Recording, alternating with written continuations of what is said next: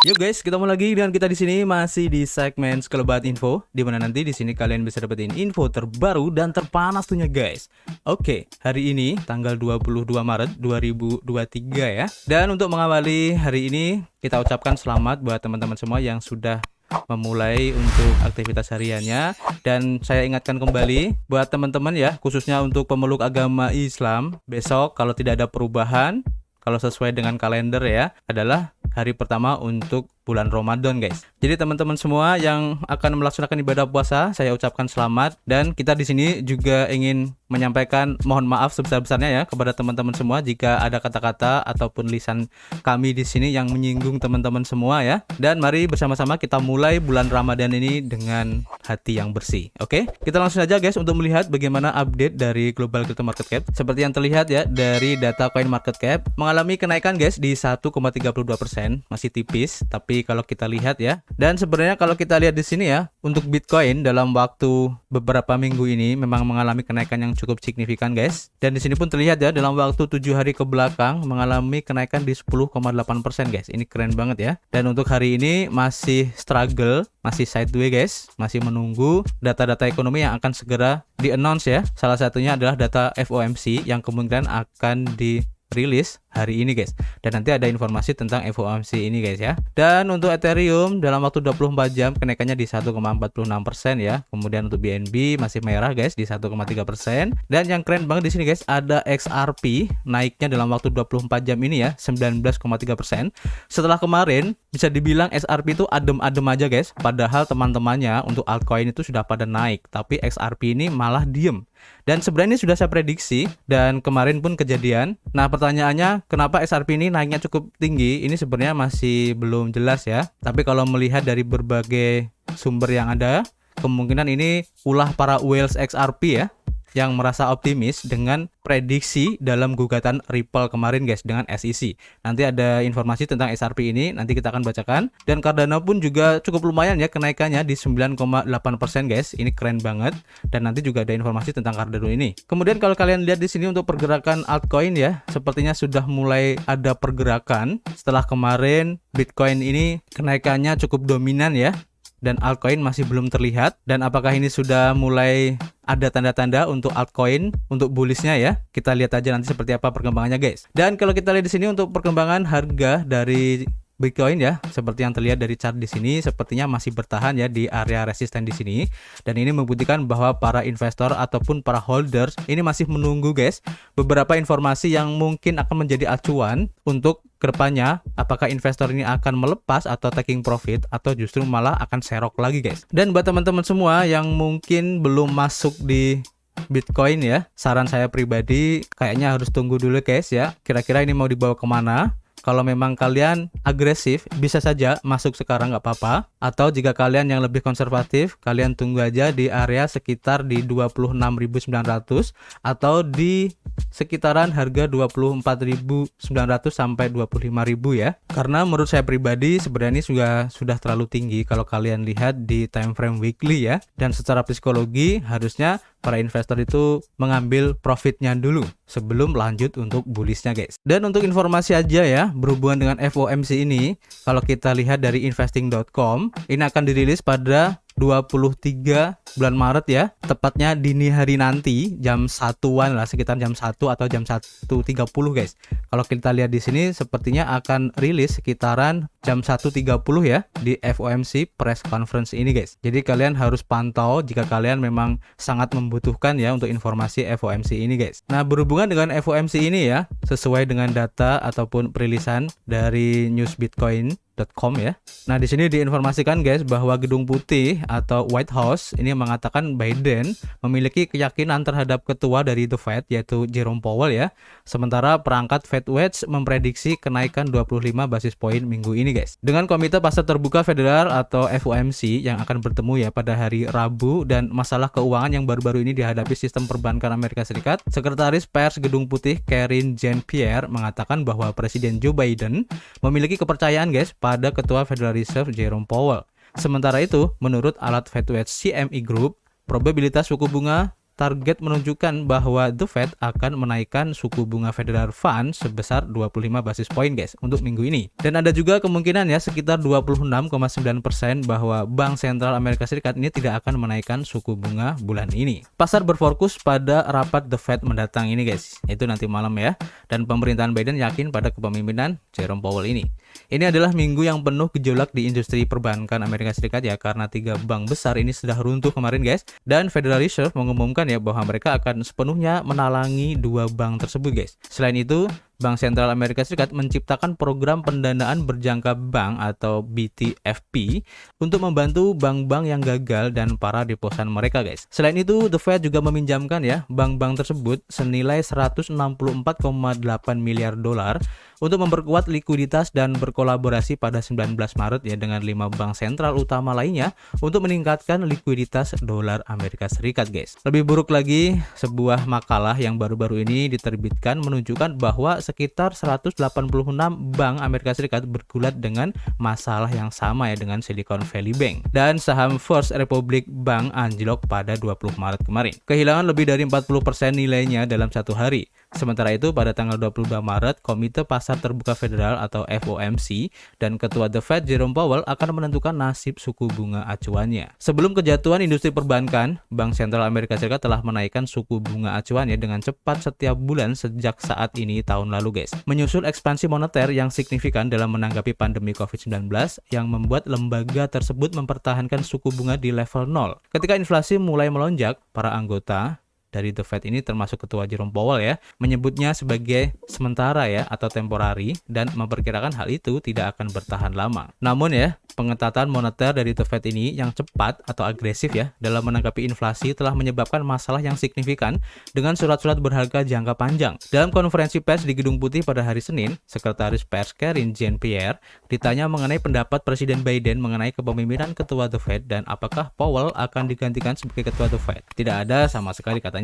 Dan Presiden memiliki kepercayaan terhadap Jerome Powell, kata Jean-Pierre. 8 hari sebelumnya, pada tanggal 13 Maret, Presiden Biden telah meyakinkan warga Amerika Serikat bahwa sistem perbankan Amerika Serikat itu aman. Warga Amerika dapat yakin bahwa sistem perbankan kita itu aman katanya. Simpanan Anda aman, saya juga meyakinkan Anda bahwa kami tidak akan berhenti di sini dan kami akan melakukan apapun yang diperlukan, tambah Presiden Amerika Serikat itu guys. Selain itu ya, para ahli strategi dari pasar dan juga ekonom penasaran ya dengan rencana The Fed pada hari Rabu ini guys, dengan beberapa berspekulasi bahwa bank sentral akan bersikap dovish guys. Sebagai contoh, minggu lalu ya, kepala ekonom Goldman Sachs, Jan Hatzius, merevisi perkiraan suku bunga Federal Fund Amerika Serikat dan menyatakan bahwa ia tidak memperkirakan kenaikan pada hari Rabu nanti. Analis pasar lainnya mengantisipasi bahwa The Fed akan menaikkan suku bunga sebesar 25 basis point minggu ini guys. Dan pada saat artikel ini ditulis ya, FedWatch Tool CME Group mengindikasikan 73,1% kemungkinan kenaikan suku bunga sebesar 25 basis poin akan terjadi. Dan perangkat FedWatch ini juga mengindikasikan bahwa 26,9% analis memprediksi tidak ada kenaikan suku bunga bulan ini guys. Dan ini cukup menarik ya kalau diikuti guys ya, apapun keputusan yang akan dilakukan oleh The Fed ini ya, apakah akan menaikkan suku bunga lagi sebesar 25 basis poin atau lebih, ataupun tidak menaikkan suku bunga lagi ya, ini akan sangat berpengaruh terhadap market guys.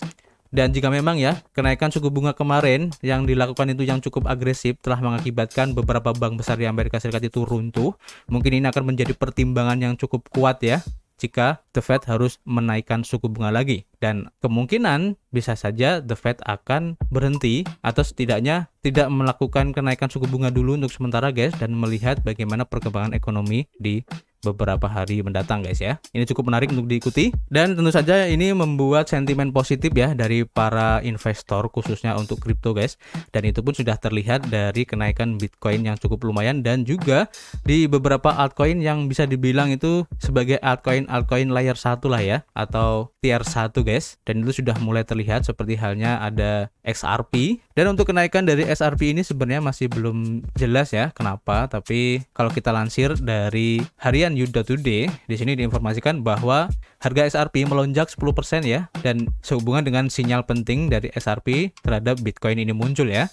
Dan jadi harga SRP tiba-tiba melonjak 10% dan mengungguli 10 mata uang kripto teratas berdasarkan kapitalisasi pasarnya, di mana SRP mengungguli Bitcoin dan juga Ethereum ya dalam perolehan harian, karena masing-masing itu naik di 0,62% dan 2,87% guys. Pada saat artikel ini ditulis ya, SRP itu naik 11% dalam 24 jam terakhir di harga sekitar 0,424 dolar ya. Dalam beberapa jam terakhir, SRP telah naik lebih dari 8%. Bahkan kalau kalian lihat update-nya itu sudah menyentuh dan lebih dari 20% guys hari ini. Ini keren banget ya. Pemulihan tajam ini bertepatan dengan titik terendah SRP di grafik Bitcoin setelah berminggu-minggu berkinerja buruk guys. Dan SRP ini tiba-tiba mendapatkan kekuatannya ya dalam pasangan Bitcoin setelah mencapai posisi terendah di 0,000134 dolar ya pada 20 Maret kemarin terhadap Bitcoin guys. SRP saat ini naik 13% terhadap Bitcoin. Berdasarkan indikator RSI, tren pemulihan SRP Bitcoin mungkin akan berlanjut dalam jangka pendek. Ini menyiratkan bahwa SRP dapat terus menguat terhadap Bitcoin dalam beberapa hari mendatang. Kemudian bagaimana prediksi dalam gugatan Ripple yang sedang berlangsung ini guys? Jadi koresponden Fox Business yaitu Eleanor Terrett memprediksi 3 hasil dari keputusan pengadilan dalam kasus Ripple SEC ini guys. Katanya bagi mereka yang tidak berada di komunitas XRP, jika Hakim Torres kembali dengan keputusan tentang putusan ringkasan dalam kasus Ripple minggu ini, salah satu dari 3 hal ini bisa terjadi guys, yaitu dia bisa berpihak pada Ripple, dia bisa berpihak pada SEC, atau dia bisa memutuskan kasus ini harus dibawa ke pengadilan. Tweet dari Terrett ini guys. Pendiri Crypto Law yaitu John Dayton juga memperkirakan bahwa Hakim Torres akan memutuskan mendukung eksekutif Ripple yaitu Brett Garlinghouse dan Chris Larsen. Dia percaya ya bahwa Hakim Torres akan memutuskan bahwa tidak ada juri yang masuk akal ya yang dapat menyimpulkan bahwa kedua eksekutif tersebut ceroboh karena tidak mengetahui XRP adalah sekuritas ketika SEC sendiri tidak mengetahuinya. Dalam perkembangan terbaru dalam gugatan tersebut ya, tergugat Ripple telah menawarkan putusan Hakim Michael Wiles dalam kasus kebangkrutan Voyager yang menolak keberatan SEC untuk mendukung lebih lanjut pertahanan pemberitahuan yang adil guys. Jadi intinya apapun yang terjadi atau keputusan apapun yang akan diambil ya dari perseteruan SEC dengan SRP ini akan sangat berpengaruh guys terhadap kripto khususnya, karena kasus dari SRP ini mewakili dari kasus-kasus yang hampir serupa ya dari proyek-proyek kripto lainnya. Jadi ini cukup menarik untuk diikuti guys. Kita tunggu aja nanti seperti apa kelanjutannya. Kemudian optimisme dari pasar ini juga terlihat dari Cardano ya. Dan terlihat di grafiknya menunjukkan kenaikan yang cukup lumayan. Dan hal ini juga didorong salah satu info ya yang kita lansir dari Daily Hodl, di mana di sini diinformasikan guys bahwa stablecoin berbasis Cardano ini akan bermigrasi ke Ethereum, Binance Smart Chain dan juga masih banyak blockchain lainnya. Ini kata CEO dari Choti guys. Dan stablecoin di sini yang dimaksud adalah stablecoin Jet. Jadi perusahaan di balik stablecoin Jet yang dipatok dalam dolar Amerika Serikat yang dibangun di atas Cardano berencana agar stablecoin tersebut tersedia di blockchain seperti Ethereum, Binance Smart Chain dan banyak lagi guys. Dalam video baru yang diposting ke halaman Twitter stablecoin Jet, CEO dari Choti, Sahav Barghavan mengatakan bahwa stablecoin Jet akan bermigrasi ke blockchain lain karena semua ekosistem keuangan terdesentralisasi DeFi ini dapat menggunakan stablecoin yang andal guys. Barghavan menjelaskan mengapa stablecoin Jet tidak kehilangan patokannya selama gejolak pasar bulan ini. Katanya, peristiwa minggu lalu menyebabkan beberapa gejolak pasar ya, dan kita telah melihat stablecoin utama kehilangan patokannya. Tapi untuk stablecoin Jet tidak kehilangan patokannya.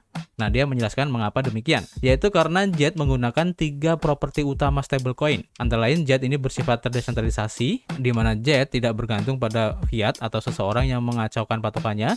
Kemudian, stablecoin Jet ini memiliki jaminan yang berlebih ya, sehingga dapat didukung dengan kripto.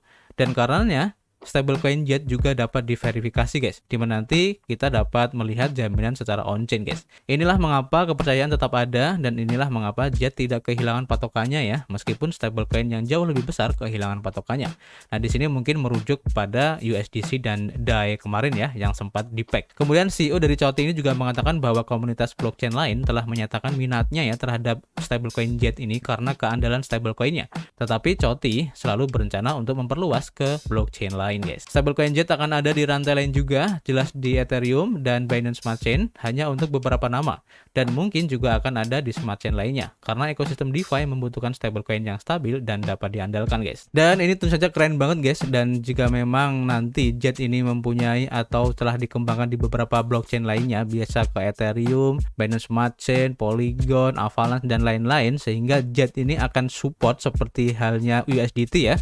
Kalau kalian tahu dan lihat, USDT itu sudah support di beberapa dan banyak banget blockchain yang sudah disupport untuk USDT, dan jika nanti Jet ini bisa mengikuti jejak dari USDT, maka tidak menutup kemungkinan nanti Jet juga akan menjadi salah satu dari stablecoin terbesar saat ini guys. Kita tunggu aja nanti seperti apa, dan tentu saja ini akan bagus banget ya untuk ekosistem dari Cardano itu sendiri, dan bisa membuat harga dari token Cardano yaitu ADA untuk naik lebih tinggi lagi guys. Kita tunggu aja nanti ya update-nya. Oke, selanjutnya kita ingin ingatkan kembali ya buat teman-teman semua yang mungkin mempunyai atau eligible atau memenuhi syarat ya untuk bisa klaim airdrop dari Arbitrum, dimana untuk waktu klaimnya ini tinggal 1 hari 10 jam 40 menit lagi guys. Jadi kalian harus perhatikan waktu ini, dan kami ingatkan kembali ya, di luar sana itu banyak banget guys akun-akun scam yang mengatasnamakan Arbitrum yang memanfaatkan hype dari airdrop Arbitrum ini guys. Contohnya yang paling marak ya belakangan ini saya lihat tuh di Twitter ya, banyak sekali berseliweran. Jadi tujuan utamanya mereka itu memberikan semacam airdrop juga yang berkedok Arbitrum tentunya guys. Nah, di situ tujuan utama dari si penipu ini adalah menanamkan semacam bot ya di token yang jadi airdrop itu. Nah, bot ini akan memberikan atau mengirimkan semacam token yang biasa disebut sebagai dusting attack guys. Nah, token dusting attack ini fungsinya guys ya untuk menghack wallet kalian. Jadi wallet kalian nanti kalau sudah terinfeksi oleh dusting attack dari token tersebut, maka secara otomatis aset yang ada di dalam wallet kalian ini akan ditransfer guys ke wallet si penipu itu tanpa sepengetahuan kalian tentunya. Dan ini sangat mengerikan ya. Jadi kalian harus hati-hati, jangan asal-asalan untuk masuk ke website yang nggak jelas ataupun ke link-link yang nggak jelas yang disebarkan di Twitter guys, yang mengatasnamakan Arbitrum ini. Dan secara resmi ya, untuk bisa mengklaimnya itu hanya ada satu alamat websitenya, yaitu di arbitrum.foundation. Kalau kalian merasa tidak yakin dengan alamat websitenya atau situsnya, kalian bisa kunjungi langsung untuk di Twitter resmi dari Arbitrum ya. Nanti di situ ada, kalian bisa cek untuk link resminya ya.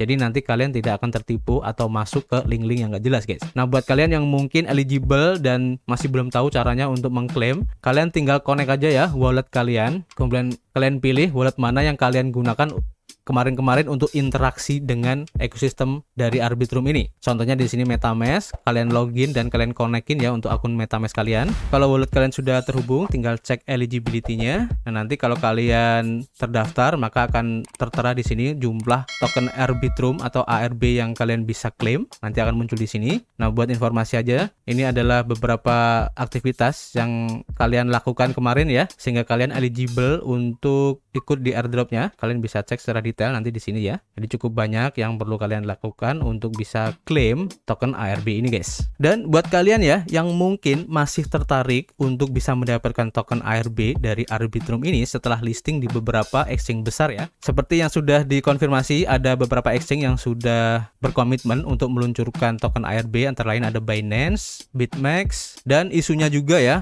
Coinbase ini juga akan segera melisting token ARB dari Arbitrum ini guys.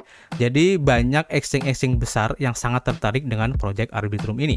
Dan kemungkinan menurut beberapa analis, harga dari ARB ini setelah listing itu kemungkinan di harga sekitaran $10 guys. Jadi ini sangat lumayan banget ya. Dan kalau saya lihat ya, seandainya kalian bisa menyelesaikan interaksi di 3 poin ini, itu kemungkinan kalian bisa mendapatkan sekitar 800-an token ARB guys. Dan jika memang benar nanti harganya menjadi $10, berarti sekitar $8.000 yang bisa kalian dapatkan.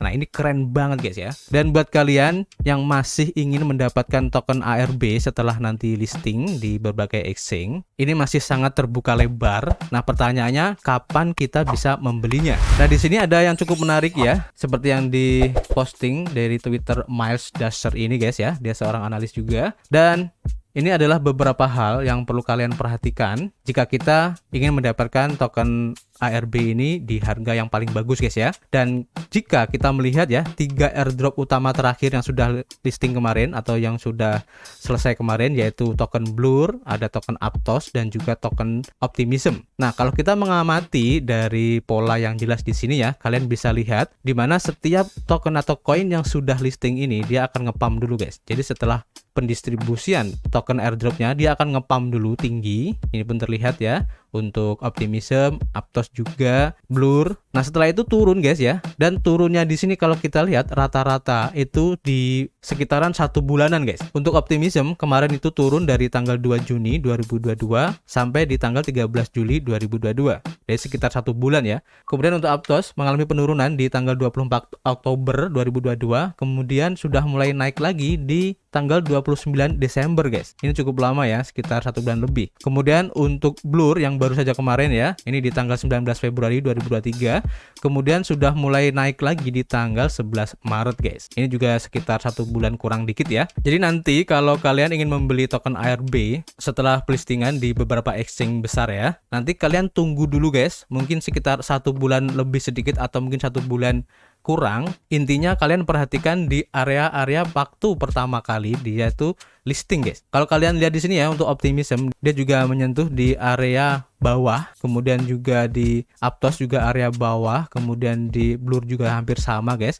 Jadi nanti kalau ARB ini sudah listing, kalian tunggu di area bawah atau di all time low-nya ya, atau ATL, baru nanti kalian serok guys. Ini saran aja ya, kalau kita melihat dari 3 airdrop yang sudah selesai kemarin. Dan biasanya memang seperti itu guys, karena saya melihat dari beberapa airdrop yang lain siklusnya itu seperti itu. Oke, jadi nanti kalian manfaatin dulu dan kalian gak usah khawatir jika sudah tidak bisa mendapatkan token dari ARB ini. Kemudian pertanyaannya, apakah ada project yang sedang melakukan airdrop lagi atau mungkin berpotensi untuk mengadakan airdrop?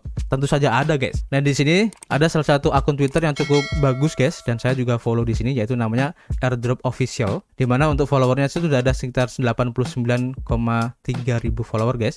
Dan ini cukup bagus. Kalian bisa cek di sini, ada banyak rekomendasi untuk airdrop dari project-project yang potensial. Jadi di luar sana itu banyak banget project-project yang mengadakan airdropnya, tapi tidak semuanya itu berpotensial guys. Artinya projectnya itu bagus. Nah, di sini dari Airdrop Official itu dia sudah istilahnya memfilter ya. Dia sudah mengecek dulu apakah project ini bagus atau enggak, kemudian berpotensi airdrop atau tidak. Kalian bisa follow akunnya, cukup menarik. Nah, di sini dia merekomendasikan ada 4 airdrop yang sangat berpotensi.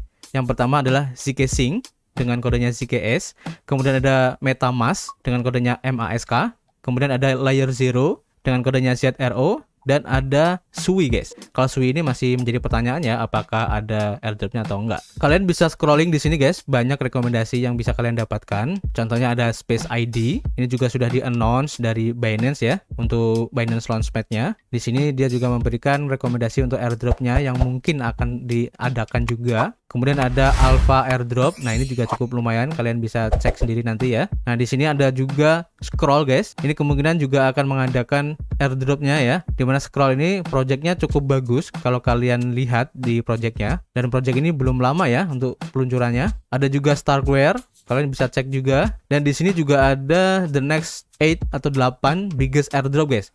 Yang pertama ada OpenSea juga ya. Seperti yang kalian tahu lah OpenSea itu apa. Dan ini sebagai pelengkap, yaitu yang pertama zkSync, MetaMask, Layer Zero, ada Sui Blockchain, Lens Protocol, OpenSea, dan Starkware guys. Nah, di sini nanti kalian bisa pelajarin untuk lebih jelasnya ya dari airdropnya. Atau saya rekomendasikan juga salah satu website yang cukup menarik, di mana website ini juga memberikan rekomendasi untuk airdrop berpotensial, yaitu airdrops.io. Untuk linknya nanti akan saya kasih di deskripsi guys. Dan di sini kalian bisa pilih di kategori hot atau leads.